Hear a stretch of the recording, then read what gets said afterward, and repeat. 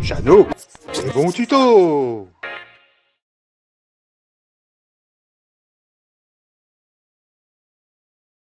Bonjour à tous. Alors quand on fait de la restauration, arrive un moment, on tombe sur des soucis, sur des problèmes, des trucs, et puis on essaye de trouver une solution pour régler le problème. Et moi j'ai été tombé sur le problème du Zamac. Alors souvent les carburateurs ou en fait les pièces de Solex, hein, c'est fait en Zamac. Et souvent c'est carter cassé ou voilà, je me suis posé la question, puis je me suis dit parce que le Zamac c'est un alliage qui est non ferreux et il est constitué de zinc, d'aluminium, de magnésium, de cuivre et son point de fusion il doit tourner à peu près dans les 400 degrés. Et je me suis dit tiens, je vais essayer de recharger avec de l'étain. Alors l'étain l'ancien, hein, celui-là qui contient 40% de plomb et 60% d'étain.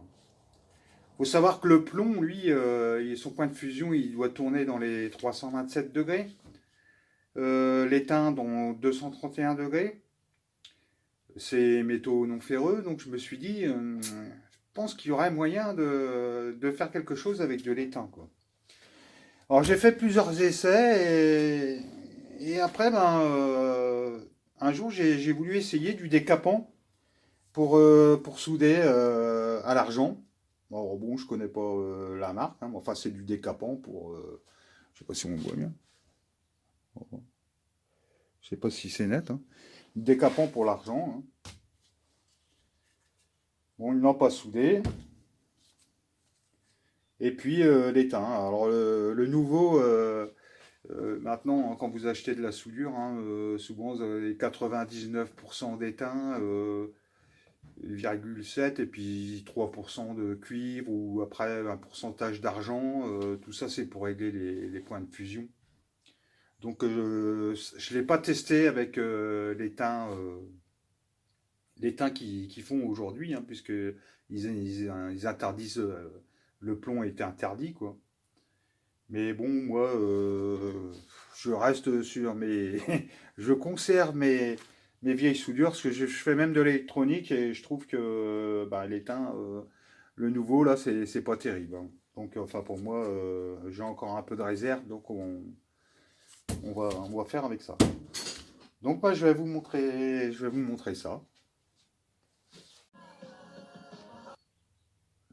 Alors, dans un premier temps, alors vous prenez, comme moi, genre de briques, hein, ou soit des briques réfractaires.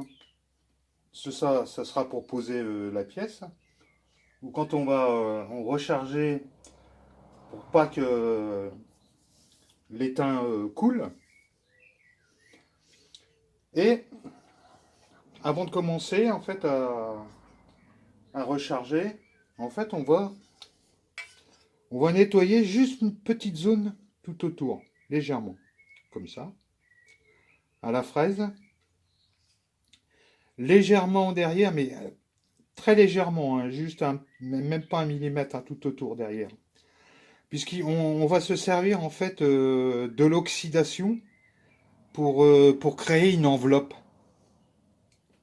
Comme ça fera gonfler un peu ça fera gonfler la matière. Il faut que l'étain en fait aille entre cette enveloppe-là, quoi, entre l'oxydation.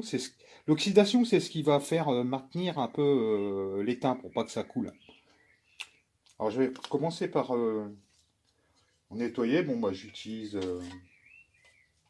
une petite perceuse, hein, avec une fraise, puis on va nettoyer. Je prépare ça pour vous montrer après. Vous voyez là, j'ai enlevé tout autour. Alors faut aller assez profond, hein, pour enlever en fait toute trace d'oxydation.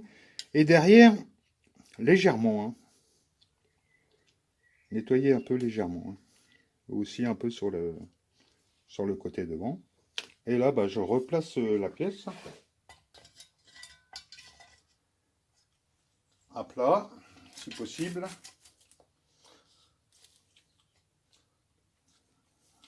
Et on va commencer à souder. Moi, je vais me préparer. Alors, je trempe mon étain dans le décapant pour argent.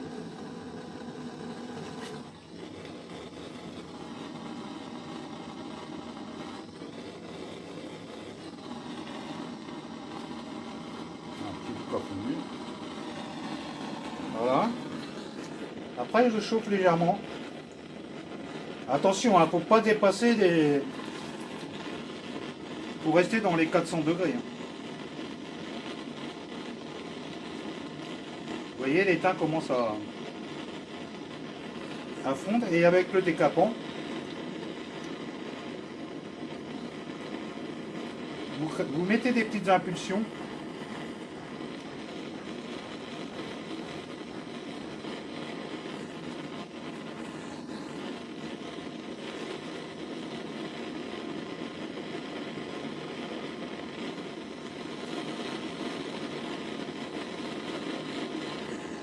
Vous voyez, là, il commence à pénétrer. Voilà.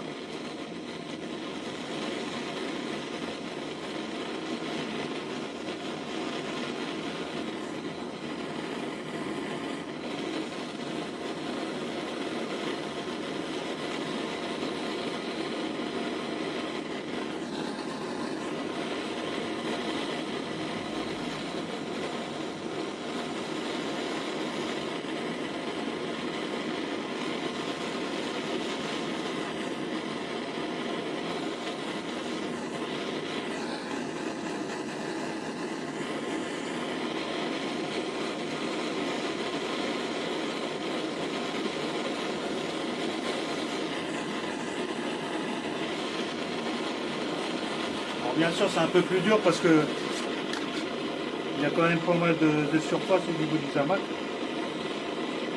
Voilà.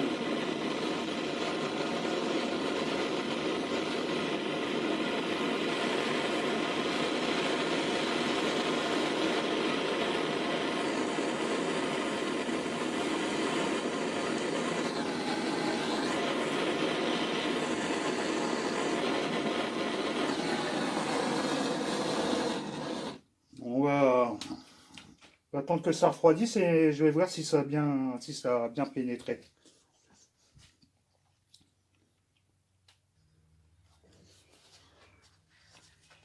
Vous voyez, c'est important de laisser la croûte parce que ça a contenu en fait le zamac. Ça évitait qu'il fonde et qu'il parte quoi. Voilà, alors, excusez-moi là. Donc bah voilà, là c'est bien fondu. Donc je vais recharger légèrement ici sur l'étain. Et puis après, ben, on va voir avec la petite perceuse. Vous voyez, alors, le téton, là, heureusement qu'il était dégueulasse, quoi. Enfin, qu'il n'était pas nettoyé, autrement le zamac serait parti. Bon, je recharge un petit peu. Alors voilà ce que ça donne après nettoyage. Vous voyez, c'est bien chargé. Et on voit bien qu'en fait, l'étain, bah, il a gonflé un peu, il est rentré dans le zamac. Donc c'est pour ça que je vous conseille toujours de ne pas nettoyer, de laisser la croûte. Hein. Pas nettoyer juste où vous allez souder. Le restant, vous le gardez sale, quoi. Ça lui fait une petite enveloppe. Hein.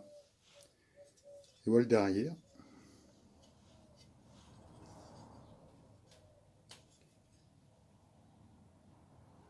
Alors là, ça c'était la partie où j'avais plaqué. Alors forcément, on voit encore une petite, mais là, il suffit encore de meuler un petit peu.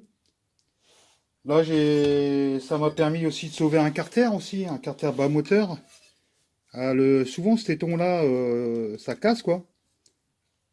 Et là, je sais pas si on voit bien. Hein. Voilà. Bon, il y aura une légère différence de couleur, mais avec le temps, bah, l'étain s'oxyde. Et après, ça va revenir. Vous le verrez pratiquement plus. Hein.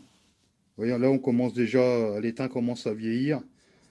Hein, c'est une pièce que j'avais fait, je vois, j'ai faite il y a peut-être une année, je crois, il y a un an ou un truc comme ça. Voilà, bah, j'espère que ce petit tuto servira à sauver des pièces de Solex, hein, puisque c'est des pièces d'origine, c'est quand même mieux de travailler avec des pièces d'origine. Après, ce que je vous conseille, c'est de vous entraîner un petit peu avant, parce que c'est pas, on croit que c'est assez facile comme ça, mais c'est pas si facile que ça, hein. Il faut surtout maintenir une température euh, dans les 400 degrés, hein. Pas plus, hein, parce que autrement, hein, tout part, hein. Donc voilà, sur ce, au revoir et bisous à tous.